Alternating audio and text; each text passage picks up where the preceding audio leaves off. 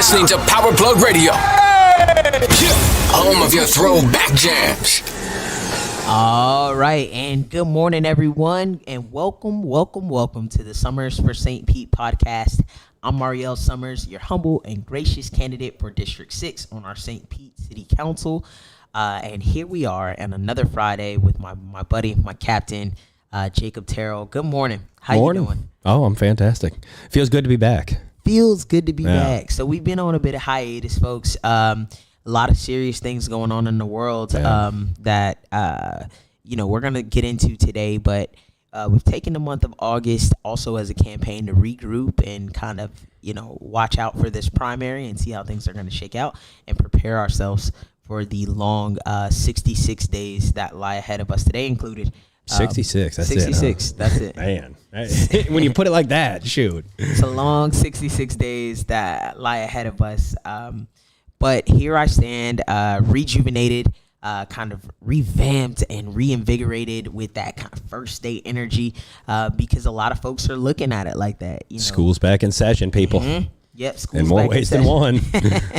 Indeed. And so if you are a voter and an avid voter, we had some elections. Oh, yeah. This past Tuesday.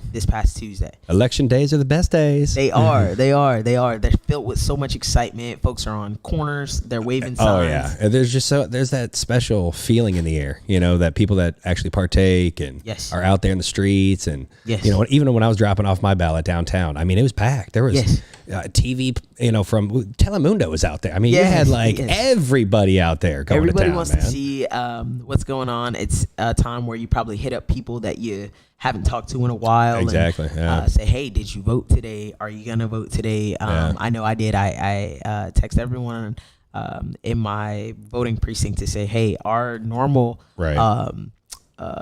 precinct voting place is closed and we have to now go to Frank Pierce because it's, all the coronavirus, all the craziness. For whatever reason, right? Yeah. But just so this is where you need to go to vote, and just making sure that everybody got to the polls. But yeah, congrats to all of our winners. Yes. Can we clap it up for those folks? Congrats to all of the winners. Yeah, big one for you. And I'm very excited. Were there any surprises for you? Not really. Honestly, the Ken Welch, Robert Blackman, I definitely I definitely would have liked to have seen Darden Reich because she was definitely a strong opponent in my eyes. In my opinion, the councilwoman shot herself in the foot with those negative ads. Yeah. Oh, yeah, definitely. It's too hard to recover from those. Yeah, I was going to say, because there are certain things that, like St. Pete don't want to see that type of stuff. St. Pete's more of a positive, hey, how you doing? Everyone's, waves and try and run that.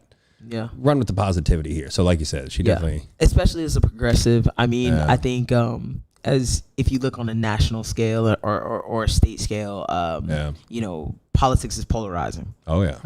Politics, and we'll talk a little bit more about that when we start talking about this COVID situation.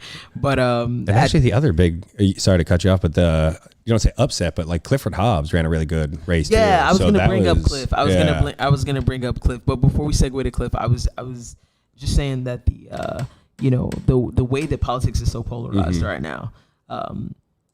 You see maybe some of that activity being successful data-wise. If you're only looking at it through data, right? You see some of that negative campaigning stuff being successful, maybe at a state level or a national level or in other areas. But it's like you're saying here in St. Pete, you got to read the room. You got to read the room. You got to read the room. And your Democrats, your progressives, they aren't really for this type of political action. Yeah. But it'll be interesting. So now we have in our general election for mayor, Ken Welch, who, I voted for Ken Welch in full transparency, and I'll likely openly say that I'll vote for Ken Welch in the general, and I encourage you all to do the same. I'm in the same boat. No. I just think he's ready to be mayor day one. Yeah, same. He just exudes like this confidence level. Just you talk to him and you're like, dude, this guy's got it. But he has it because he's done it. It's if you've done it if you've been in it for 20 years, right? Exactly. If you grew up in it, and you have a real heart and a real keen desire to do the work, it's gonna come natural. Very true. And so, how long was he commissioner for? I mean, it was. Man, he served on our county commission. When did Kim Welch get elected? That's what I'm saying. It was a while. It was a long time. Exactly. He served on our county, and he did some great work. One of my favorite, the small business accelerator program. Nice. And he did the work formatting our CRA. So we have one of the only CRAs, perhaps in the state. Okay. CRAs are normally designed for. They're not designed for like programming. They're designed for like infrastructure and so forth. Gotcha. And CRA is like. And so the Southside CRA is one that's formatted for both infrastructure and like programming and servicing. Okay. And so a lot of the dollars that are spent in the CRA can actually go towards initiatives and ideas that really have a more direct impact on rehabbing some of these, decade-long disparities that we're always talking about, right? And so he has a pulse on all of these quote-unquote issues. I feel from the environment to social justice, to our economy, to our police and our crime. He's endorsed by Sheriff Gualtieri, as a Democrat, in this race. Huge. That's huge. It's huge. And so for many reasons, I like that he was an obvious choice for so many St. Pete residents. And I'm hoping that he can come out successfully. But on the other end, we have Robert Blackman, who nobody thought was going to be when he decided to do. I mean, he jumped in the city, the mayoral race, similar to how I jumped in the city council race, right? He was you don't want to say on a whim, but not on a whim, but definitely fourth quarter. Exactly. Definitely fourth quarter. Don't want to planning, but it was like right. There wasn't immediate action. It was action that was like now or never type thing, and he pulled the trigger, and he ran the primary in a way that made him successful. And here he is, in the general election. It did blow my mind. I'm not going to because if we're talking about, you don't want to say upsets, but it was just like very much a left fielder. It was like started off small, and then it was like he came out the gates hard, and I mean, good for him though. I mean, and that's what I'm saying is he ran a good race. That's why I bring that up is that he ran a good race and he pulled off the upset that a lot of people did not see possible. There were a lot of great candidates though, and again, we give it up for all of the candidates who ran for mayor. Another favorite of mine, Mr. Michael Ingram. Young up and coming. Oh yes, the young guy. Who made a big impression on a lot of people with his ability to speak to the issues, with his poise, and just with his insight. And I think that's how you got to get your name out there. Start young. Start young, and he didn't start young and say. And I talked to Michael. He's a great guy. He is up in District 2, a resident, and I said. You started big, dude. Like, I've been in this field working for 5 years, and I was like, I'm starting on city council. I'm gonna start. He was swinging for the fences. Exactly. He was like, you know what? We're gonna go. We're going up top. Hey, but his logic was sound. He said, look, Brandy Gabbard is our current city councilwoman, and I think she's doing a fine job. I saw no reason to challenge Brandy Gabbard, right? But he thought it was his time to start to speak up. Nice. And thought that this was the right platform, and I think it was a great move. Yeah. So congratulations to him. Right. But on the city council tip. Yeah, I would say the big one for me. The big one for me was Mr. Floyd. Yeah. Richie Floyd. I mean, he came out. Yeah. He probably ran one of the most successful campaigns. Yes. He had. Can we clap it up for Richie Floyd real quick? He had. Congratulations to Richie Floyd. 51%. 51%, and it brings me to the charter. Yeah. Right. So the charter's on the ballot this year. Should we switch? The mayoral race is citywide all the time, right? And so if any mayoral candidate is to win 50% plus one, they are duly elected and there is no general election. That's what the charter says. Okay. The same rule does not apply to city council. Yeah, we found that out. We found that out the hard way, which is why my race and maybe District 2 was not in a lot of you all's primary elections. I was not on any ballot.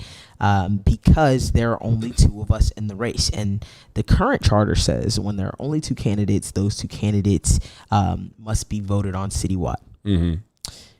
On the ballot this year, St. Pete residents will have the opportunity to vote for something a little different, right? And it says if you win your district 50% plus one, which Richie Floyd has done, then you would be duly elected, right? A lot of ups and downs on both sides, right? Yeah. So a lot of folks say, okay, in my case, we're small, we're grassroots, we're connected to the community. It would be a much easier lift for us to win this election in our district and call it a day. Yeah.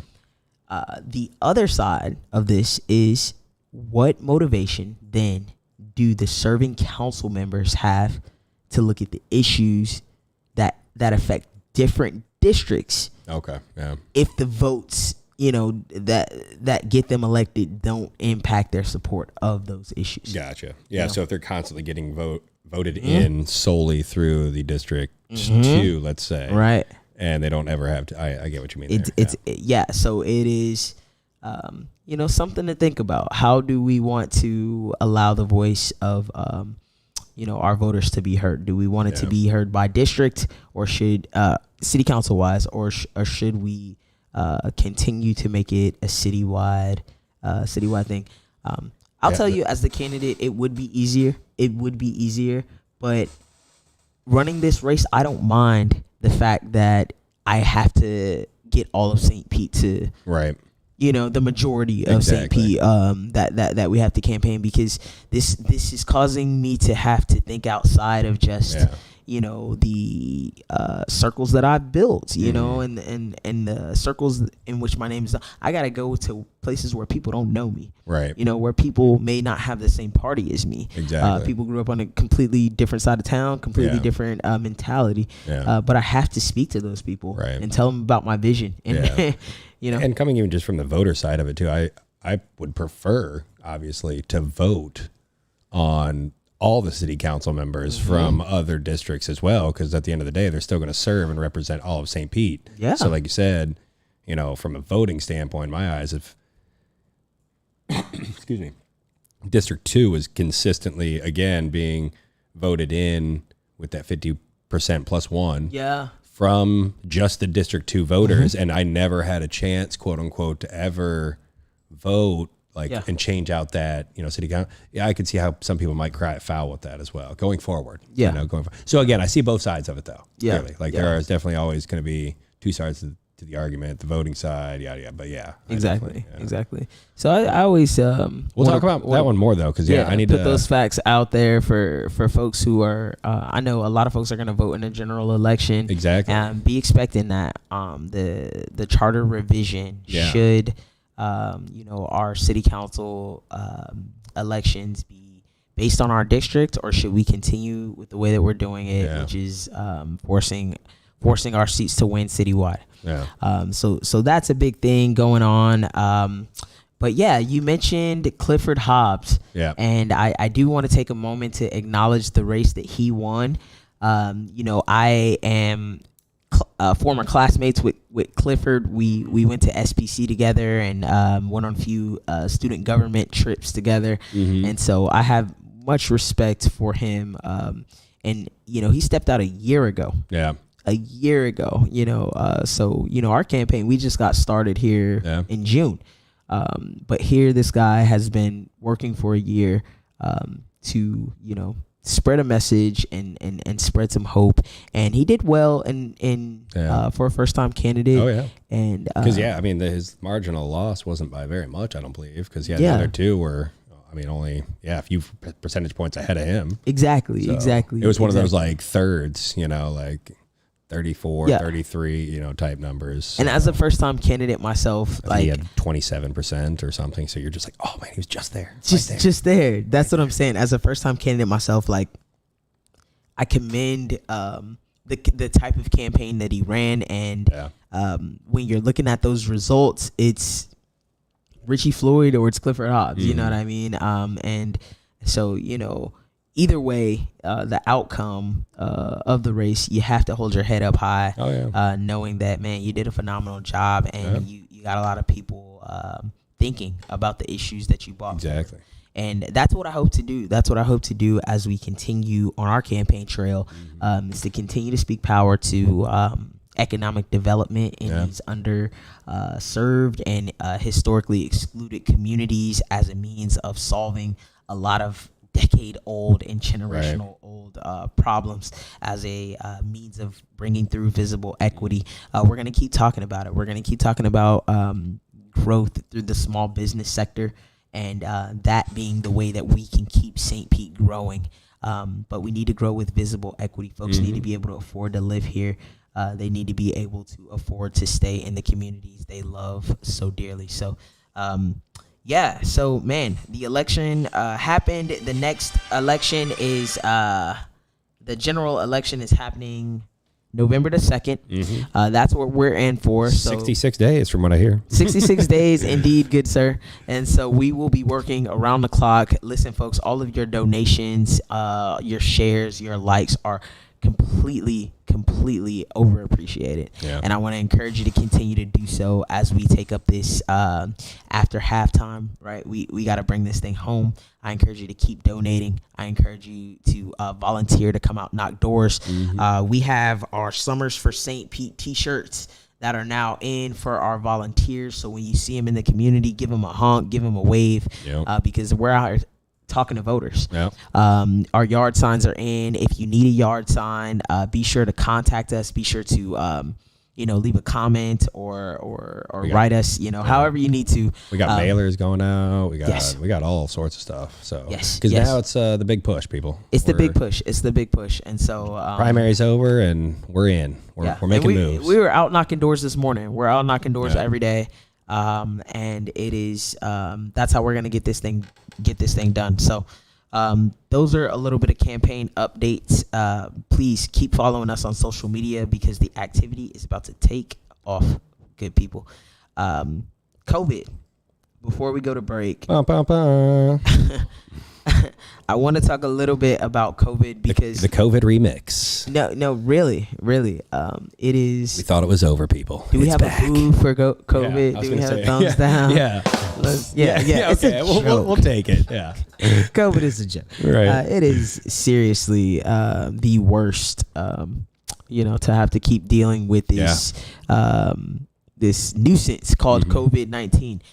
So Summers for St. Pete was off for pretty much the majority of August here. But mainly, COVID was the culprit. We had to take a few weeks and get, everybody get quarantined and healthy and back up.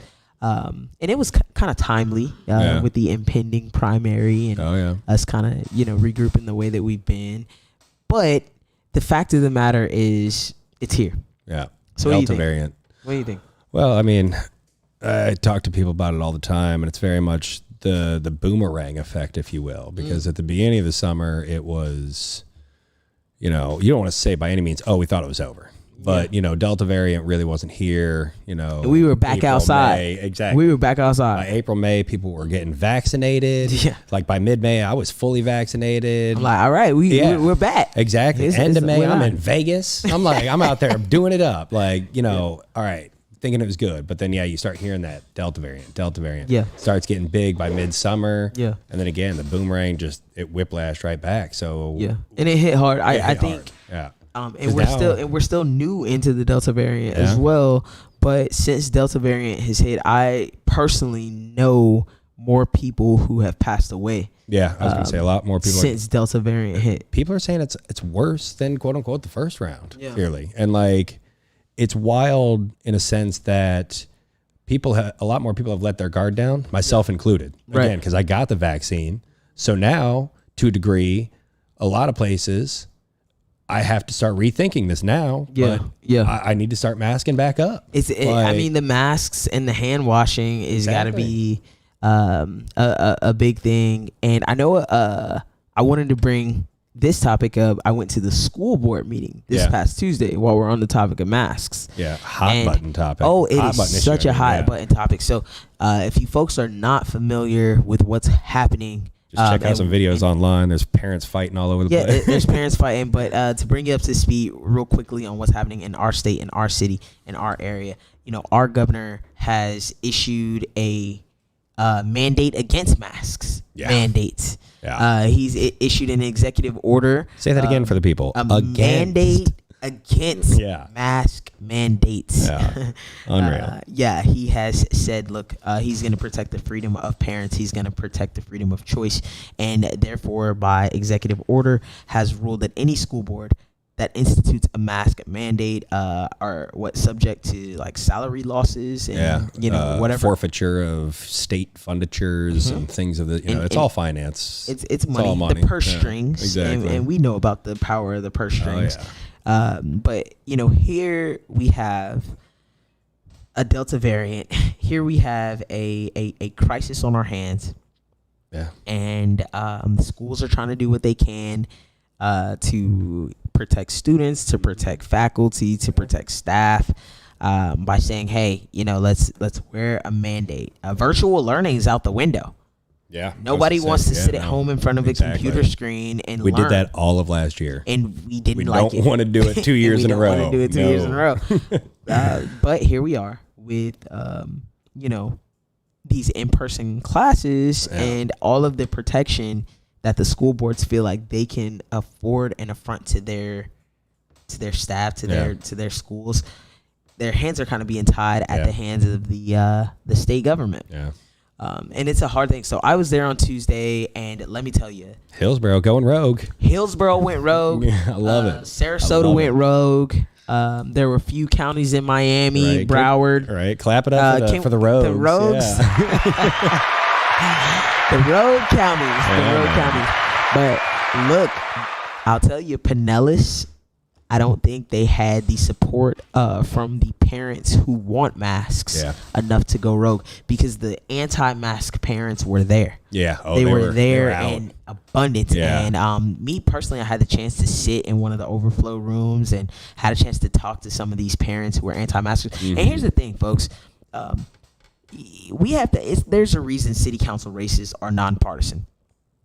I am the type of person who's going to be open to having conversations with folks from wherever they sit on the political spectrum. I've always been that way, and I'll always continue to be that way.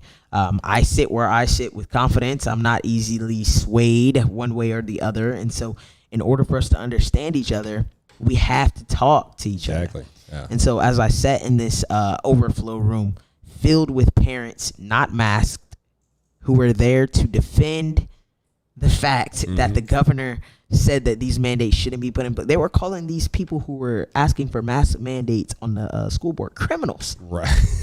We're calling them criminals. That is unreal.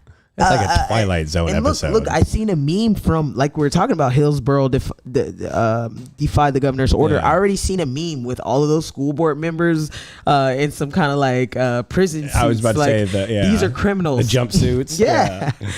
They are. They are. Saying like the governor issued a mandate, and the school board is not in its jurisdiction to override such mandate without being in. Some sort of legal trouble. Yeah. And so it's a big thing. But I say that to say on a personal level, because politics is never as vitriol as it looks on TV when you're like person to person. Right. Yeah. Exactly. It's never that. And so I talked to some of these parents, and for reasons from their kids having either special needs issues or health issues themselves, trouble breathing, trouble focusing, for whatever reason they choose, they do not want the government saying you have to do anything. Yeah. There was one gentleman I talked to, he said it's a slippery slope. Yeah. He said even with the current immunizations, you have a choice and you can get a waiver. So how dare the government? So it seems so small on so many, I guess, of our left-leaning ideologies of how we can protect and keep folks safe and stop the spread of this terrible pandemic. But on the other hand, you have these folks who are adamant about freedoms and government overreach and freedom of choice, and it gets hairy. So what do you think, man? I was going to say, well, because to that end, I mean, the difference between a lot of the arguments that people make about my freedoms right now in terms of a virus is that your actions affect not just the community, but we're talking a global effect. Yeah. Like, we are talking about like virus like your actions of not wanting to get vaccinated or not wanting to wear masks endanger the lives of other people. But then, and I agree, right? I wholeheartedly agree with you. And I'm bringing up perspective that was given to me. Right? Oh no, and again, 100%. So then the next step comes, and these folks say it becomes a battle of data. Yeah. Right. And we were kind of talking about that a little bit before the show.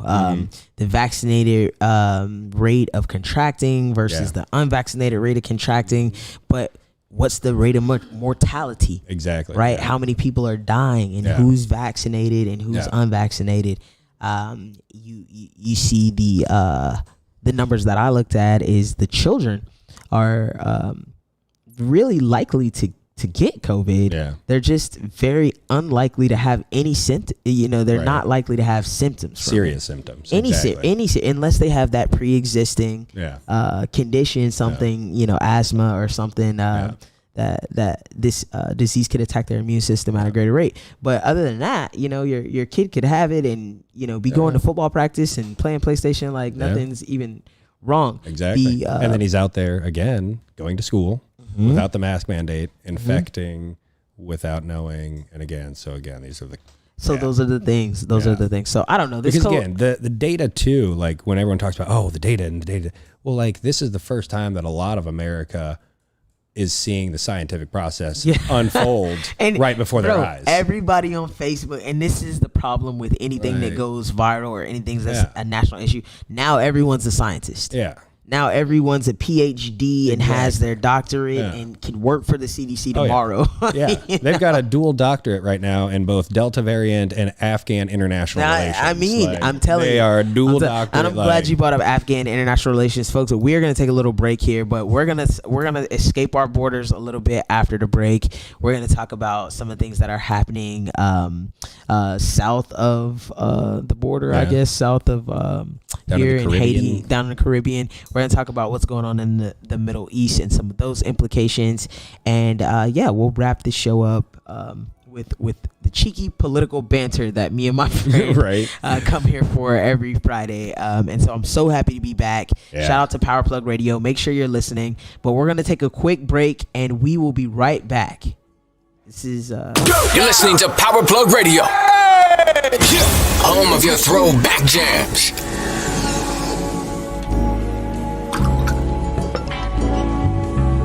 Of all the ways to make your dad proud, this might be our favorite. Gentleman Jack.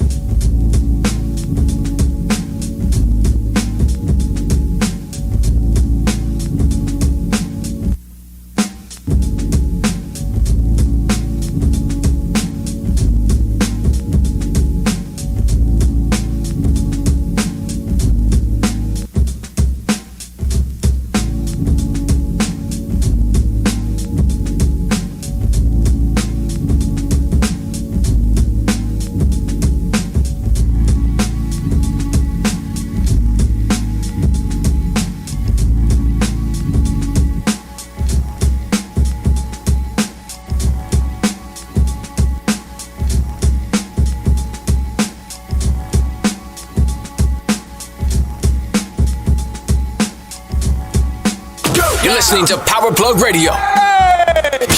Home of your throwback jams. All right, we're back. And these breaks always tend to get us carried away. I know. We had our own little podcast, mini podcast just now. Oh, man, the implications of the war on drugs and that's another day. We'll save that for another day. But before we took a break, we were talking about COVID. We were talking about this mask mandate and all of the, I guess, polarizing political activity that's coming as a result. Yeah. And so I don't know. But we did look into it, and it looks like the Surgeon General. Yeah. The United States Surgeon General is stepping down as of yesterday. So that's kind of a newer one because I didn't even see too much about it. I just assume that it has to do with very much the times, the complications of the job, the polarization, the politicizing of it all. I mean, definitely a strenuous job right now. It has to be, and I think it has to be a strenuous job to kind of stand at the forefront of any industry that meets politics. Yeah, whether it's medicine or tech or criminal justice, right. Anywhere where your industry meets the crossroads of politics, man, that has to be something that can turn your hair gray in a matter of months. Don't make me pop the hat off now. Exactly. So, but what do you think, man? I mean, the Surgeon General is retiring. Delta's taking off. You got shutdowns coming up in a lot of liberal states. What do you think? Is a shutdown imminent for us here? Florida didn't even shut down the first time. Let's be honest. You already know that. We had Florida, man. Yeah, we had some minute, capacity, implications. Right. But we never did the full blown. My family's Illinois. Yeah, those were shutdown states. Shut down. Yeah. So we don't really know what that's like exactly. here in Florida. We don't really know what that's like. Exactly. Today, it's a red day. You are allowed to go to the gas station and to work and goodbye and good night. Yeah. That's it. But no, I'll end the coronavirus talk with, honestly, it's to have blanket, anti-mandates, if you will. That's going against the grain entirely. To say that there should be a nationwide just mandate of masks, yes. And then individually, if the counties want to go down and be like, okay, well, here's good, here's not good, whatever. A nationwide mandate, I guess I would just say in the big areas. So any federal places, airports, schools, things of that nature. And then if it's a private, let them do as they please, and then let the communities address it. But again, the communities and at the local level, not even per se even the state level, but more at the local, county level, are going to know what is going to be best for that county. Yeah. In terms of what to do. I totally agree. I'm all for home rule. Yeah. I hate the overreach of the federal government. I hate the overreach of the state government, and people on local level don't even like the overreach of any type of government, right? Because it's messy. It does. It gets messy. You want to live your life. You want to do what needs to be done, but. I think of even before all this COVID stuff happened, right? Yeah. Remember we see images from Tokyo or images from Hong Kong, and folks will be masked. Yeah, just on the regular, just because of their air pollution or whatever. Well, they've had obviously prior, SARS. They're high density populations in those cities. Breakouts that have forced them to be look at things before COVID even came. Yeah. And I used to be looking at those pictures dang, these folks are really walking around. But there used to be a time when I thought that would never hit America. It would never hit America, but here we are. Never gonna happen. And I say that to say, here we are. Whether it's a mandate or not, I think it's responsible. I think it's responsible to wear masks. Exactly. I think it's responsible to do all that you can to ensure that you're not endangering your fellow citizen and that you're not endangering yourself. Exactly. I mean, let's get vaccinated. There's too many countless stories of people who were on their dying bed about what they shoulda, coulda, would have done differently. And how do we get past this? I don't want this to be. I don't want it to be polarizing. No one wants it. But I don't want it to be a part of America for the next decade. I mean, about our next topic here has been a part of America for the past few decades, and it shouldn't have been. And I'm just thinking about COVID. Like, I don't want this to be a part of America for the next few decades. I want us to get past this. I want us to like look at it like the chicken pox or smallpox or anything else. And tetanus, hepatitis, anything else, man. And let's just get past this so that we can get back to America. But America has some things going on in the world. Oh, yeah. So I want to segue, man. And this episode, of the Political Hour, we are not having a special guest because it's been far too long. Yeah, and we had some stuff to get out. We've been itching to get back in the seat here, so I just want to talk. I just want to talk about. You let my hair down. And talk about y'all. Got another hour? Shoot. Right. Afghanistan, the Middle East, conflict in the Middle East. Man, it is. It becomes a thing to us as a nation when American soldiers die. Oh yeah. It becomes something that everybody's like, all right, now what's going on? Yeah. You know what I mean? And what do we need to do? Yep. Because we're not gonna have American soldiers dying in 2021 over a 20-year war. So I think a lot of people were upset about the loss of our soldiers and prayers and thoughts and everything to the family of the fallen. Oh yeah. But I mean, what do you think, man? Here we are. This is just one more indication that, we should have left a long time ago. This is just, unfortunately, more American soldiers that died for, you don't want to say no other reason than to take down bin Laden, because that was the initial goal. Obviously, our initial invasion of Afghanistan was post 9/11. Like, look, and this is where, war on terror. Folks, sidebar here. Yeah. Mhariel Summers, the human and individual, is a lover of history and politics. Yeah. And so I have an affinity for those things. And when we talk about why we were there in the first place, this goes far beyond our September 11th response. Mm-hmm. And we were talking about this a little bit earlier, way back in 1912, World War I. 1914. Right? Yeah. 1914. Yeah. And then 1918 we end, and the entire area gets broken down. The fall of the Ottoman Empire. Yeah. All of this conflict can be traced back to the fall of the Ottoman Empire. Mm-hmm. And if you are a nerd like myself, go on YouTube and just nerd out on the fall of the Ottoman Empire, World War I, and the destabilization of that region. To the victors go the spoils. So the people who ended up on the winning side of the war got to break up said empires. Yep. However they pleased, and redrew district or nation states. Yeah, redrew not just district lines, but we're talking nation lines. Yeah.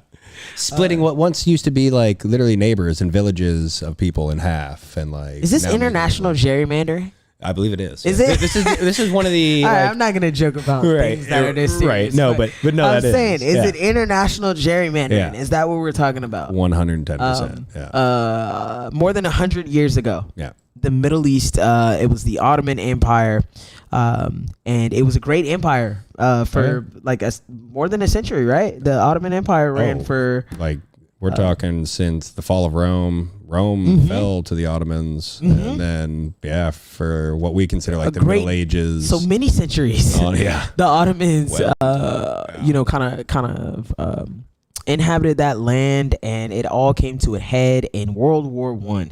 The end of World War I, these folks met and divided that thing up. Yeah. And they didn't care about the the religious different distinctions, the cultural distinctions, the customs of the different. It wasn't based on that. It was based on a very geographical thing. And so, World War I, World War II. What happens after World War II is the Cold War. Exactly. And we were ready to do everything to stop the rise of communism. Oh yeah. The United States was ready to go at anybody's neck. Yeah. and support and gain allies any and everywhere to stop. We fought a lot of proxy wars. Fought a lot of proxy wars and took on allies that today we don't recognize as allies.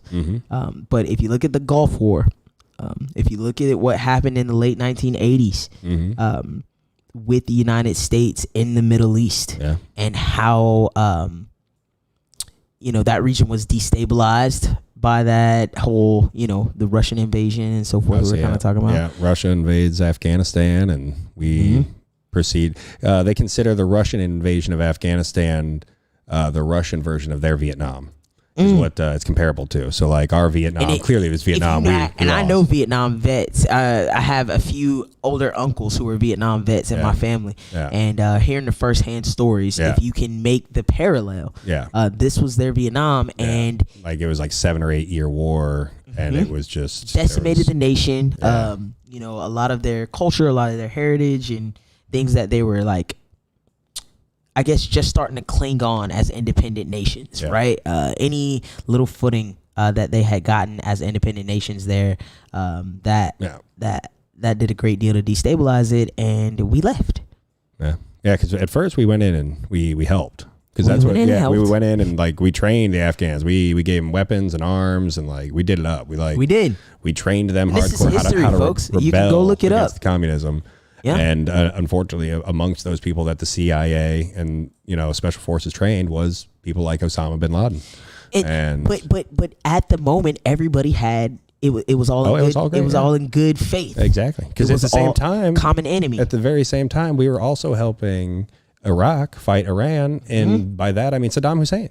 Saddam Hussein used to be an ally in the late 80s and things of this nature. So again, so the destabilization of the Middle East. I say all that, folks, just to say that what we're experiencing here in 2021 is not brand new. Yeah, this is all reverberations. It's definitely a wave. It's a ripple effect, and you have to go back. You have to do your research. You have to do your studying of history to understand how we even arrived to a September 11th. How we even arrived to before September 11th, World Trade Centers were bombed in the garage. Yeah, 94. 94. And so how are we? 93 or 94, but early 90s. Early. I was born in 1990, so I was just a tot.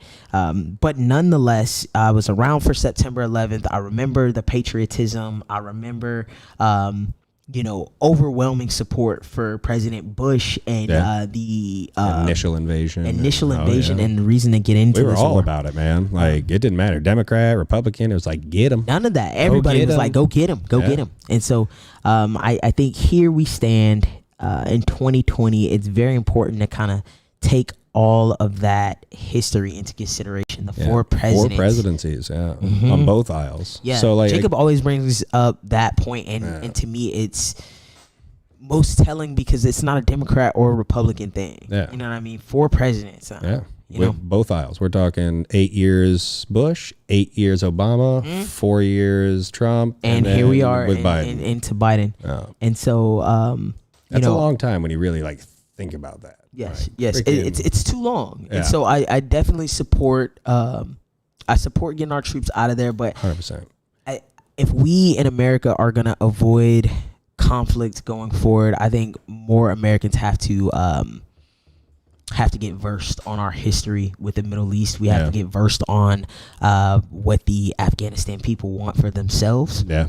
Right, and ensure that what it is our government is perpetuating over there is in alignment with what the majority of American people can see as what the Afghan people want. If we're promoting democracy, you know what I mean? We're not out here promoting totalitarianism. Right. We're not out here promoting authoritarianism.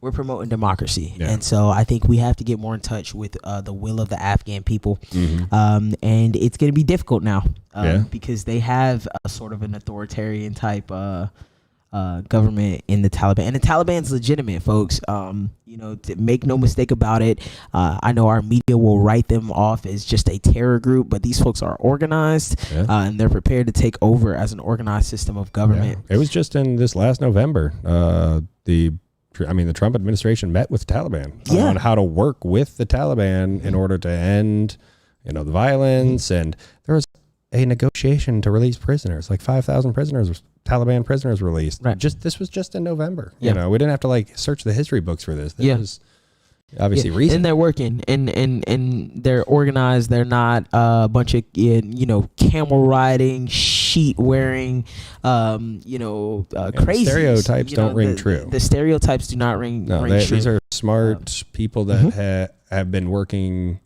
Like, again, this is their country. Strategically with world powers. Exactly. In like arm in arm with military forces. Like, long story short, get educated, folks, and understand that the implications of our international relations are far beyond one presidency or but or one image.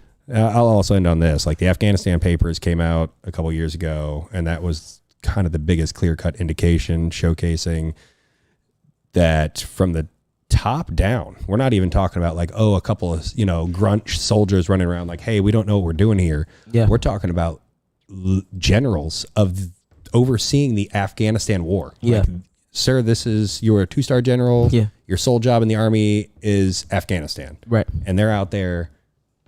We don't have a real clear-cut mission plan. Yep. There is not like, we are out here kind of talking to people here. We're kind of fighting terrorism over here. We're doing this, that. But there was never a unified, solidified, coherent plan with what to do with Afghanistan. Like, that's the biggest. And it's not for us. That's I guess where my political leanings go is, they are they're people. Exactly. They're not American. It's for them. Exactly. And I think what we want to discourage, right, is we want to discourage the radicalism that can sometimes arise out of that. No one wants to see terrorism, authoritarianism, like radicalism, women running in fear from like progress that they've made, But at the same time, this is our nation. Exactly.